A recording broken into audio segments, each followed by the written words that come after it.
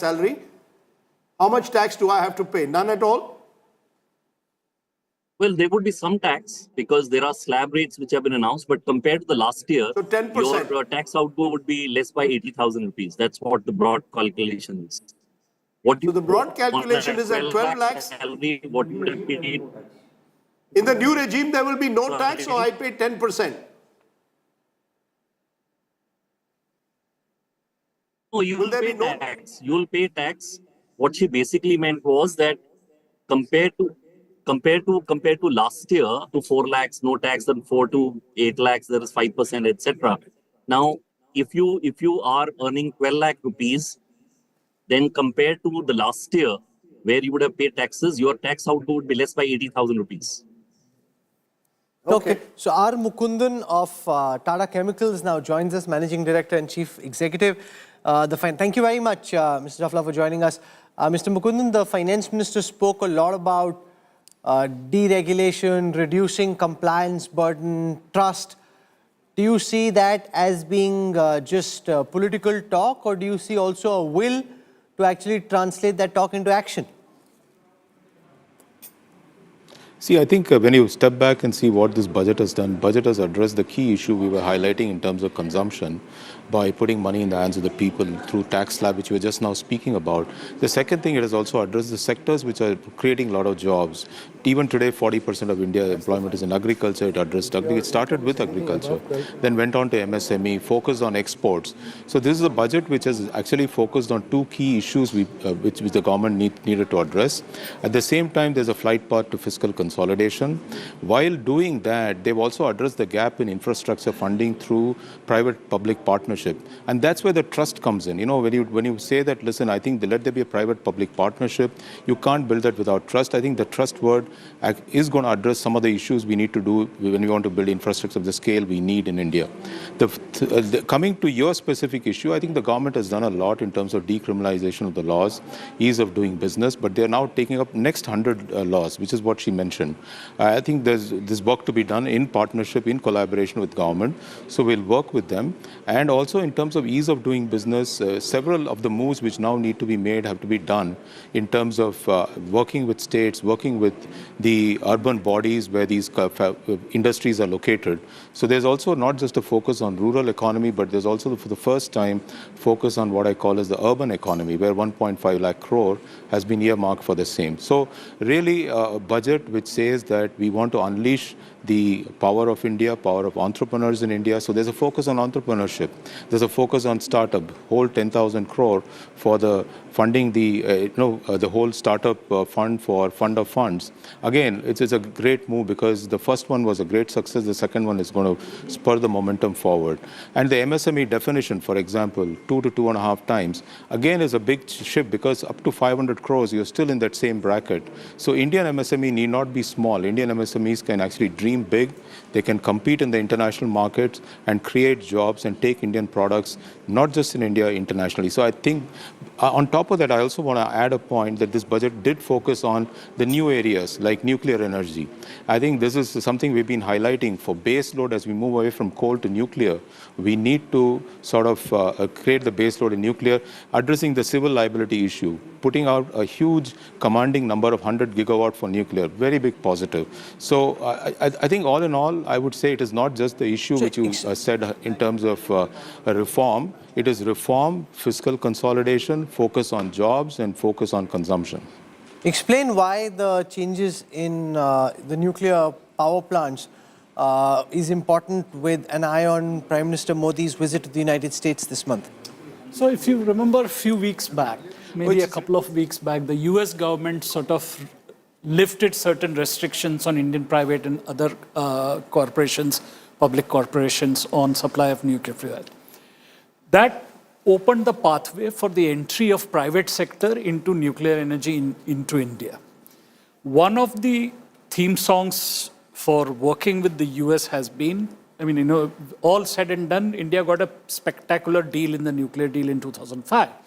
But we've not been able to process any new plants, any new facilities. Now that we have reached a stage where we require to bring down our import dependence on energy, we sort of work with nuclear. I think it also is an ask for all these data centers and global capacity centers to get renewable energy. So there is a push to present this opportunity. Again, it's crisis-driven in a sense, because President Trump is sort of creating the disruption. So present this as an opportunity for US, like a deal. I mean, this is what it is. What did we do in 1991? We presented a 1990 report of Rakesh Mohan and Amarnath Verma on delicensing industry. Now what we are doing is something that has been pending for over 12 years. We have brought it to the fore as a negotiating tactic. Okay, Shobna Kamineni joins us, Executive Vice Chairperson at Apollo Hospitals. Shobna, welcome. Take our viewers through the impact of the changes that were made and the potential consequence of Donald Trump's, he's spoken of imposing new tariffs on Indian pharma companies. How is that likely to impact India's pharma sector in your view? Ms. Kamineni. Okay, so the headlines, especially all of you, have just been talking about the elections for the last couple of weeks. And I think the finance minister, without even trying much, has now grabbed everybody's attention with what she's given to the middle class. So I want to, really applaud the fact that there are going to be a lot of people who have income tax relief. Coming to your specific question about the pharma relief, so 20% of the world's medicine is made from India. And a lot of the companies actually, I was there, Rahul, along with you in Davos when President Trump said, if you make in the US, your tariffs will be 15%. So I think a lot of Indian drug companies finish their goods there. So I think there's an opportunity to take advantage of that and probably grow the market. But definitely tariffs are going to be an area where countries will have to very smartly navigate. And it's an opportunity for India, I think, because our Prime Minister always puts his best foot forward when he meets with the US. And I think that the US, whatever it says and does, it realizes that it needs a strong partner to be able to trade with. I just want to bring in Zafar Islam for a moment. He WhatsApped me saying he wanted a word in. Zafar Islam, what did you want to say?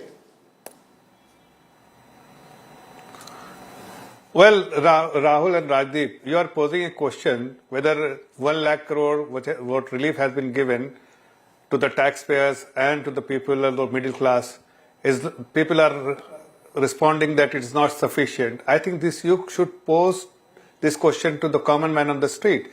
The middle class, I think their response will be very different, because people who are dealing in trillions and talking about trillions perhaps may not be able to appreciate what 80,000 is all about. And those who have a salary of 12 lakhs, 80,000 benefits is something which will definitely be paramount importance for them. Unlike people who are actually voicing here that 1 lakh crore is not sufficient, because people were talking about that you should give some relief to the taxpayers. It's not some relief, it's a major relief. That's what I wanted to highlight. That's a major relief which has been given to the taxpayers. Okay. Something which even taxpayers had never anticipated, that 10 lakh, beyond 10 lakh relief will be given. So the people who are earning, you pose a question to the price of Waterhouse guy that whether somebody is having a salary of 12 lakh.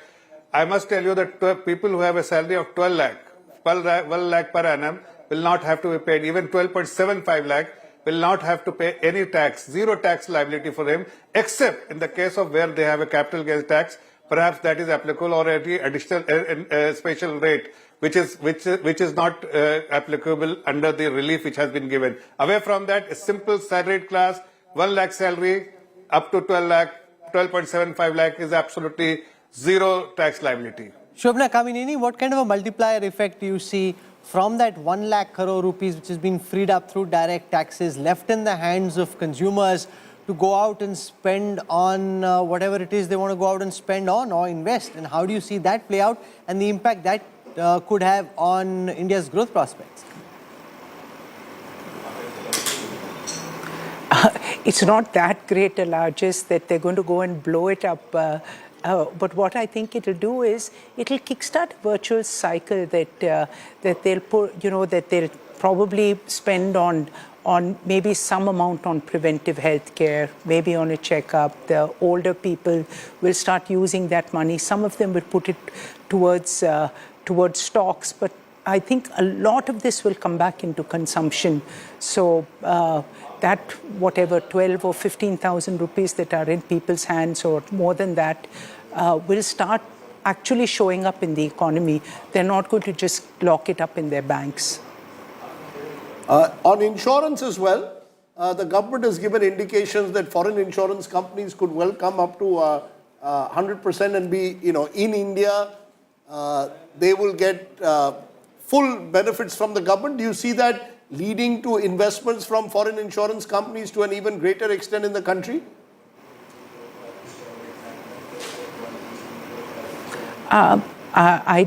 Quite frankly, I was in that sector. I think that every foreign insurer is really looking for an Indian partner also, because they don't want to own this 100%. It's always better when they have an Indian partner who can help them navigate and actually use their network to increase their base. But definitely, I think that it will allow people to invest more. The insurance companies will have deeper pockets and maybe they'll expand the market a lot more. Shankar, you want? So, we're talking about whether this 12 lakh tax thing. So there is a bit of semantics involved, whether 12 lakhs is tax-free or whatever. There is some tax applicable, whatever. But if you look at the larger number, the total budget number, the increase in expenditure is somewhere around 3.5 lakh crore. Now, the increase in between the previous year and this year was also similar. The placement of the capex at 11.2 lakh is similar to last year. What is different this time is that there has been a push for the demand side, for the consumption. So it remains to be seen. I mean, there are experts who sort of can analyze whether 3.5 lakh crores can result, what kind of a bang that it gets, or whether it simply halts the slide in the GDP growth. So this is a very, it's a gambit in a sense whether that will translate. What is interesting is that they've created certain impulses in the ground for agriculture loans, for MSMEs and all, and hopefully some of them will actually happen. There's a lot of declaration of intent here, but we all have to pray for growth, I guess. Yeah, can I add? I think all the different things I've been thinking that she's talked about. She's covered germplasm, she's covered startups, she's covered medical tourism, she's covered obviously MSME, digital public infrastructure. So this will actually also give ideas to entrepreneurs to start entering these areas. And so that could actually guide our economy into areas that haven't really been invested in by startups. Especially for the new age sectors. Yeah, so I think the startup and the entrepreneurs will start getting ideas as to, okay, these are the areas that I should start focusing on because I'll get some benefits. So on a long-term basis also, this fact that there has been no fiscal deficit slippage because we did spend 1 lakh crores in CapEx, and it is, we had said, the previous budget she had said 4.9% and now it's 4.8%, and the target ahead has been moved up from 4.5 to 4.4%. I think all of this are signals supposed to give to the investors that, okay, we're fixing things, we're doing things and all. But I mean, my concern is that what prevented the utility of the total 11 lakh crores, that has not been explained fully. It can't be just the elections. And what is the government going to do to fix that? That has to be explained. But strategically or purely in terms of direction, the same government which post-COVID was doing all the heavy lifting for the last 3 years is now saying, look, we want to get the consumer and private investment now to drive growth. We were the ones who over the last 4 years were doing all the heavy lifting, not the private sector. So one significant announcement I think which came was the opening up of Gati Shakti to private players. That was also announced. Now, Gati Shakti has been a very important platform being used by government for infrastructure creation. No, so the question that So Vinayak giving it Chatterjee said. giving it for private players No, but over the last will 4 years, improve the execution efficiency. No, the question is over the last 4 years, the government has done a lot of the heavy lifting or was ready to do a lot of the heavy lifting in 2024. Has that shifted to the government now expecting the private sector and the consumers to drive growth? So let's look at it like, it's the seventh over of a T20 match. You change the field settings for the spinner or somebody else.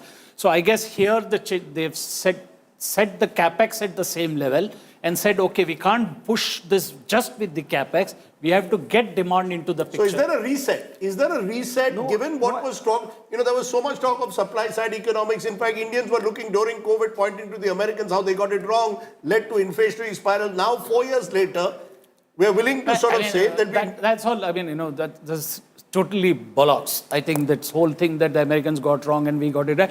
We didn't do anything and got inflation. So, let's not sort of pat ourselves on the back. But 4 years later, are we resetting? We are resetting in the sense that there is a greater recognition that the private sector has to play a role. But the private sector now has an additional Trump challenge facing it. So whether it invests or not is going to be a major question.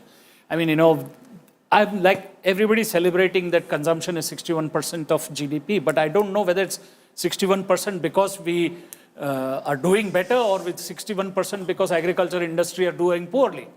But with the country our size and the scale, you cannot have just the government or the private sector. Both have to. Absolutely, it has to be. All engines have to fire. All sectors have to do their job. Each one has its own role. And so what we'll do is we'll take a break right now. We'll have more coverage, reactions to the budget.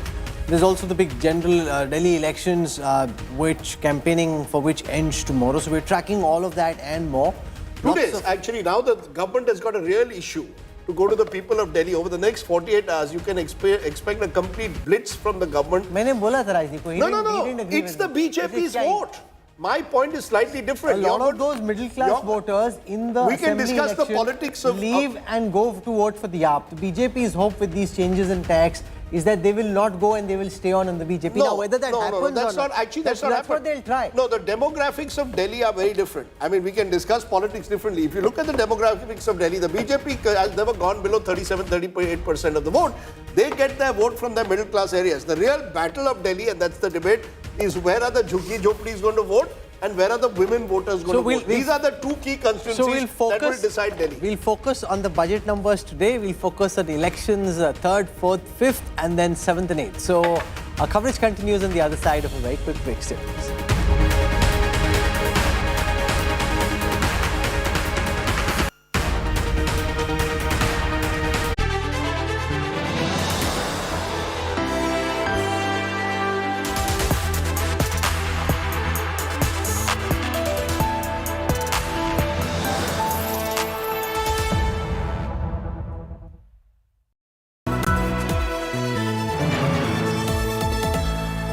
Motorola Razr 50 Ultra comes with Google Gemini.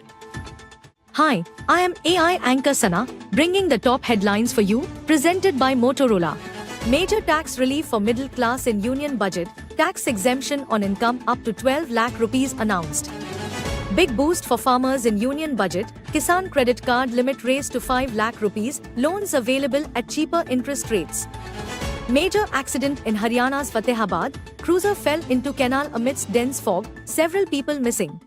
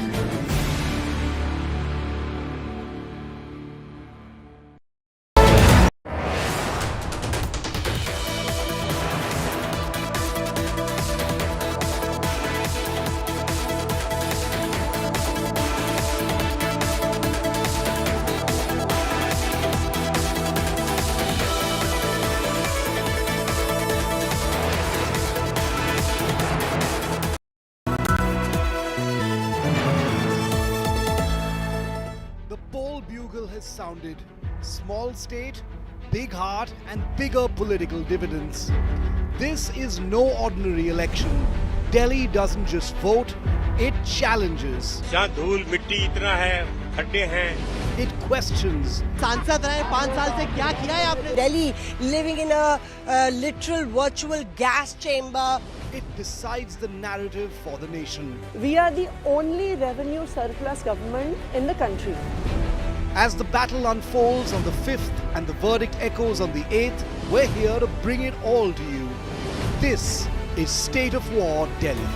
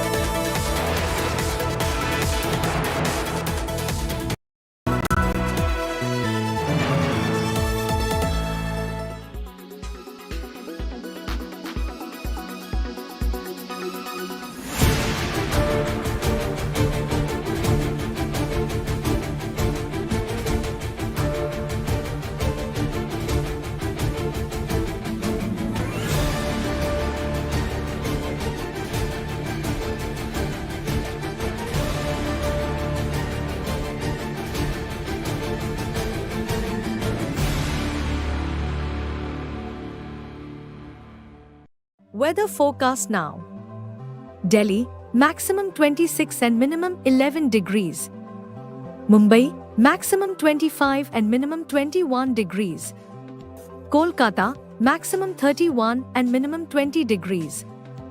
Bangalore, maximum 30 and minimum 20 degrees. Chennai, maximum 28 and minimum 24 degrees.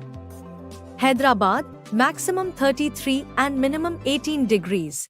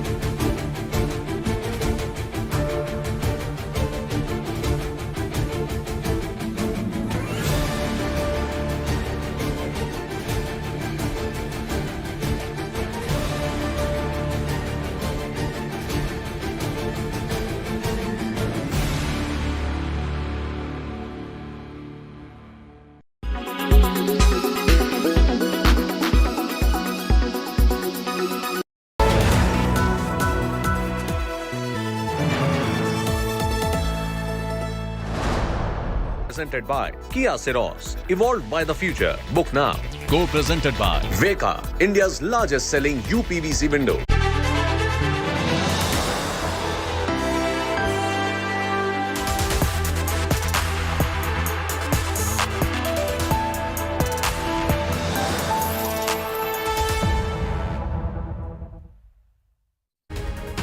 You're joining us here on our non-stop rolling coverage of the budget that's been presented by Finance Minister Nirmala Sitharaman. That's got the middle class cheering after finally you're seeing some income tax relief being announced by the Modi government. We're going to explain to you exactly what these new tax rates mean for you and me. Let's begin with the headlines. Big relief for middle and salaried class in budget. No income tax till 12 lakh income per year. Nil tax slab essentially extended from 7 lakh to 12 lakh. Now save up to 80,000 rupees per year in taxes.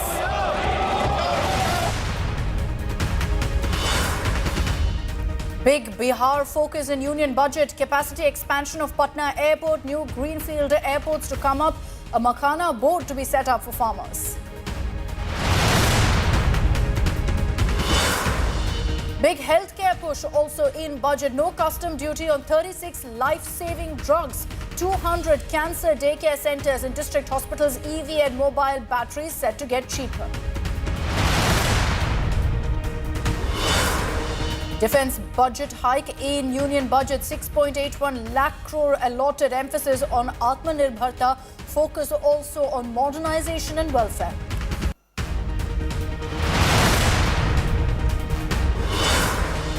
Politics over union budget. Congress claims Bihar sobs in budget because of elections, says past promises yet to be fulfilled. Akhilesh claims Kumbh stampede debts more important than the budget.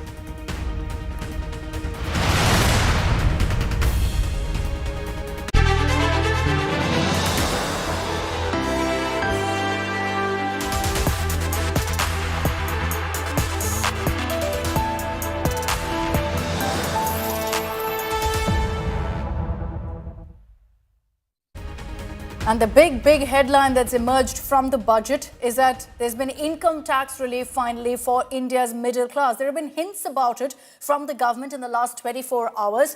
And today, Finance Minister Nirmala Sitharaman, while putting the focus on the middle class and saying that they wanted to give back to the middle class, announced a mega tax bonanza.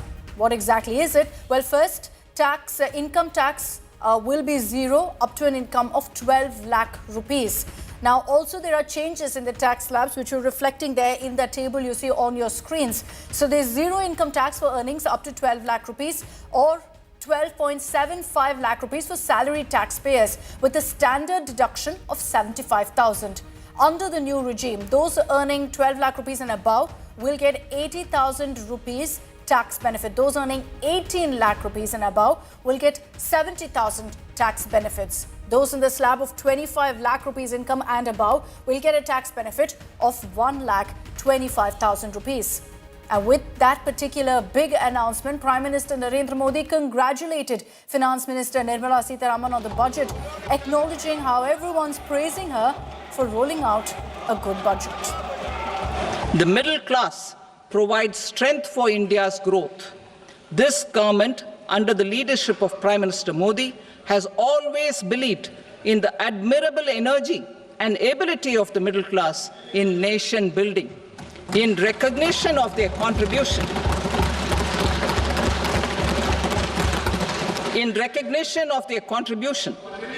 we have periodically reduced their tax burden.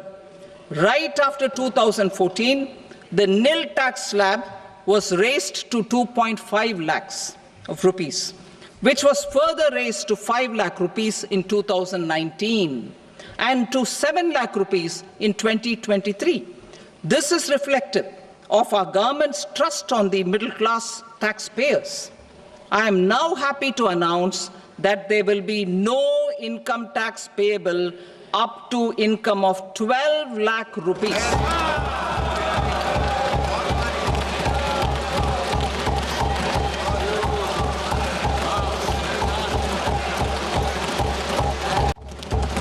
Slabs and rates are being changed across the board to benefit all taxpayers. The new structure will substantially reduce the taxes of the middle class and leave more money in their hands, boosting household consumption, savings and investment. In the new tax regime, I propose to revise tax rate structures as follows: 0 to 4 lakh rupees nil, 4.8 lakh rupees to 4 to 8 lakh rupees 5%, 8 to 12 lakh rupees 10%, 12 to 16 lakh rupees 15%, 16 to 20 lakh rupees 20%, 20 to 24 lakh rupees 25%, and above 24 lakh rupees 30%. To To taxpayers up to 12 lakh of normal income, other than special rate income such as capital gains. I read that again. To taxpayers up to 12 lakh of income, other than special rate income such as capital gains, tax rebate is being provided in addition to the benefit due to slab rate reduction in such a manner that there is no tax payable by them. Our government is committed to keeping an ear to the ground and a finger on the pulse and responding while balancing our national building efforts. The following measures will detail just how our government, under the guidance of PM Modi, has taken steps to understand and address the needs voiced by our citizens. My tax proposals are guided by this spirit. The objectives of my proposals are as follows. Personal income tax reforms with special focus on middle class. Rationalization of TDS and TCS for easing difficulties. Encouraging voluntary compliance. Reducing compliance burden. Ease of doing business. Employment and investment. So that was the moment towards the very end of the finance minister's speech that she actually spoke about personal tax and announced that big step for the middle class, that relief. But there was a hint that came in yesterday. Prime Minister Modi, just before the start of the budget session of Parliament, did drop a hint about this tax relief for the middle class, for the poor. मैं मां लक्ष्मी से प्रार्थना करता हूं कि देश के हर गरीब एवं मध्यम वर्ग समुदाय पर मां लक्ष्मी की विशेष कृपा रहे. Okay, at this point, even as you've got this announcement being made, let's understand if this amount of income till 12 lakhs is actually tax-free. Is it a rebate or is it an exemption? Well, at this point, if we break it down for you, under Section 87A, the rebate has been hiked to 60,000 rupees. Previously, it was about 25,000 rupees. What that means is that income up to 12 lakh rupees is effectively made tax-free. As I said earlier, Section 87A rebate was earlier 25,000 rupees. Again, to highlight for you, from 25,000, it's gone to 60,000. So, Section 87A is only valid till income really goes, this in fact made income up to 7 lakh rupees completely tax-free.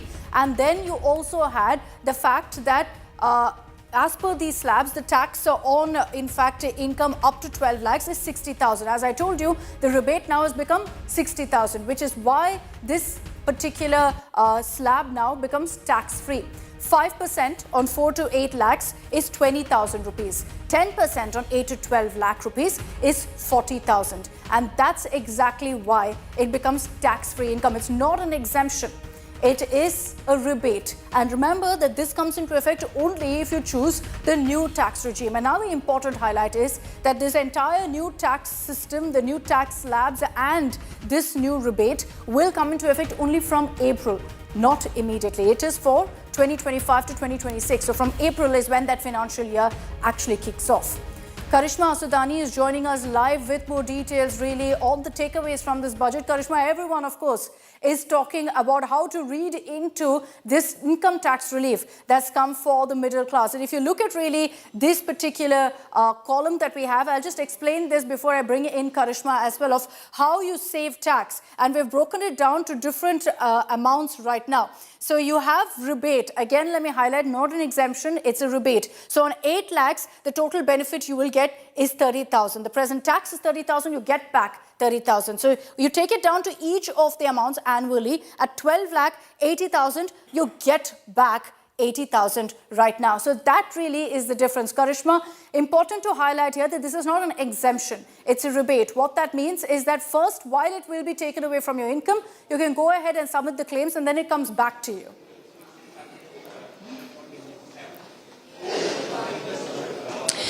Akshata, these are not refunds, but it's a rebate, which means you still continue to file your income tax, but you do not pay the tax.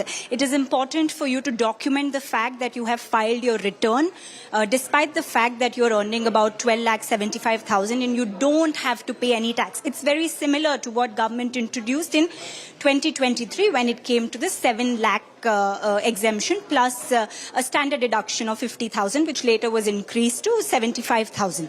So this is more like a rebate. It's not a refund, and it's continuing from the similar concept of what was introduced last year. Now, the change of slab also comes in as a major relief for at least those who have been earning up to 20 lakh per annum, and it was one of the major requests from the individual taxpayers and the tax fraternity to Finance Minister Nirmala Sitharaman. Definitely, Akshata, I must say that the budget had a dramatic end, and it had a dramatic end with the most important announcement, the much awaited announcement for middle class, because the question that we've been asking after each budget is what will the Aam Aadmi get? And guess before the much awaited elections, the Aam Aadmi has got what they've been anticipating for long. However, I'd like to put across a challenge. While government is willing to let go of their 1 lakh crore tax revenues, I think it could be slightly challenging for them to balance their fiscal math. A 4.4% deficit target, by letting go of revenue, this could be slightly ambitious according to me. All right, Karishma, thanks very much for joining us with those details. Karishma, breaking down really what this new tax slab means for you and me. Let me open this up, and joining us on this broadcast is Rajan Navani, Vice Chairman and MD of Jetline Group of Companies. We also have Mr. Deepak Shetty, CEO and Managing Director of JCB India Limited. Mr. Shetty, I'd like to begin with you. Good afternoon. What did you make of the budget, sir? There has been a focus on domestic manufacturing. Good afternoon. Thank you for having me. I would like to congratulate the Honorable Finance Minister on a very balanced budget. It is not having some big bang announcements other than the personal IT that you spoke about. But if I specifically look at the manufacturing sector, it's very positive that the Honorable Finance Minister has spoken in length about the support to the MSME sector. And we have seen around the world where manufacturing has grown. It has not grown only on the basis of the big investments by the big manufacturing companies, but more supported by the MSME companies. We have seen that in Germany, where the role that Mittelstand has played. And the focus that the Honorable Finance Minister has given to the MSME sector is very heartening. Particularly the focus on also the ease of doing business, handling issues or focusing on issues like land reforms, land allocation, also the focus on the logistics part. I'm sure all of this will help spruce up the manufacturing sector and support our goal of being the manufacturing hub or the global supply chain partner. There's one more element for support of manufacturing which I want to talk about, is also easing of custom duties on some of the key elements. I think this also will help the manufacturing sector on a whole. Rajan Navani, your view of the budget, do you think that it's about 3 M's essentially, manufacturing, middle class and MSMEs? No, I think it is this and beyond. I think what the Honorable Finance Minister very well put right in the beginning, that, this is a roadmap to a Viksit Bharat, a long-term agenda-setting exercise, so to say, is what I thought of the budget today, where the government is setting direction and saying we need to get multiple stakeholders to come together. And I think it's particularly encouraging for the corporate sector and here at CI and others, where, the fact that we have to create a trust-based regulatory framework. And I don't think an ambitious vision of India becoming the 3rd largest economy in the world, of having to grow at 7 to 8% year on year for the next 25 years to create a Viksit Bharat can happen without a very inclusive, multi-stakeholder agenda, for the country. So I think in many ways it set that out, particularly the investment in people, in economy and innovation. I think people, while we heard from farmers and the MSME sector, which you rightly pointed out, what truly appealed to me was the investment in youth, building national skilling centers, 5 COEs were announced, bringing the 1 crore gig workers into a social kind of a security thing is a brilliant way for us to give, the messaging that today it is okay to derive, a livelihood from multiple different streams, because it's no longer, a career for a lifetime, that is going to exist with the young generation. And, this is the generation that is going to not only be the most productive generation for the next 25 years, but also the large consumer base. So, giving that tax relief to the 12 lakh and, clearly demonstrating that additional income in the hands of many of whom are young people and who are, rising in their careers is again a great way to, see all of these incentives get aligned. Lastly, I think I want to talk about this entire impact of technology, because I think at the end of the day, we need to see how India can actually now move from serving the world to actually leading the world, creating products, IPs, using, frontier tech, new technologies. And while there was some focus, especially with the AI now adding to education, I think it was not enough. We do have an innovation fund of funds going to deep tech of 10,000 crores, but we must recognize just a few days back, one announcement from China took away $600 billion of market cap of one company in one day. So, the stakes today with Gen AI are very high, and I think it's very well established around the world that changes like these are here to stay. So, for India to take a far more proactive, measure when it comes to, new deep technologies, creator economies, new ways in which India can get leadership is something that I would like to see a lot more, of course, beyond the budget as well, the private sector and multiple stakeholders coming together to drive that change. And, but overall, I think directionally a great budget, for us to move forward. Okay, they will still have to meet that target, of course, of increasing their growth figures to get to the Viksit Bharat vision by 2047. But Mr. Deepak Shetty, also on the issue of spending, the budget clearly raises the bet on spending here. So what do you make of the finance minister also proposing raising the next year's fiscal year's capital expenditure up to 11.21 lakh crore? I think it's a very welcome announcement. We have seen that this government has continuously focused on infrastructure development, and that trajectory has continued. On top of the announcement of 11 lakh crores that you mentioned, we all know that the infrastructure creation which takes place across the country is not only based on the work which is done by funds given by the central government, basically the expressway or the NHI type of activities, but almost 40% of infrastructure is created, particularly in rural India, by the state governments. And here is where I welcome the 1.5 lakh crores of interest-free loans to the states. I'm sure this will help bring focus on rural infrastructure creation, particularly under the Pradhan Mantri Gram Sadak Yojana. On top of this whole focus on agriculture.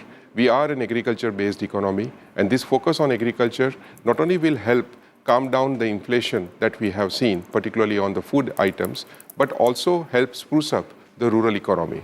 So on a whole, I see that the government has continued to focus on infrastructure development. I also want to mention, it was very heartening for me to be present when the Honorable Prime Minister launched the Pradhan Mantri Gati Shakti project. Presently, it has been held back to the government agencies. I think opening it out for the private sector is a huge initiative. We have seen that in the past, there's so much of rework which is happening or doing and undoing of infrastructure projects, particularly roads being laid out and dug out. I feel this will help bring more focus, more planning in the way the infrastructure is being created across the country. No, very true. And the finance minister also spoke of this, about focusing on public-private partnerships, particularly for infrastructure development. We've seen how that can truly be a game changer for the country. So it's good to see that the government is actually building on that. Thank you very much, gentlemen, for joining us on this broadcast with your views on the budget. We've given you what India Inc. has to say about this budget. What about our politicians? Let's play out for you what parliamentarians had to say soon after the budget was presented. ये जो budget की विशेषता ये है कि हमारी economy को accelerate करने वाला ये बजट है। जहां तक इंफ्रास्ट्रक्चर को हर समय वित्त मंत्री प्राथमिकता देते हैं, इस समय भी हमारा बजट बढ़ा है, जिसके कारण इंफ्रा रोड सेक्टर में इसका बहुत बड़ा फायदा होगा।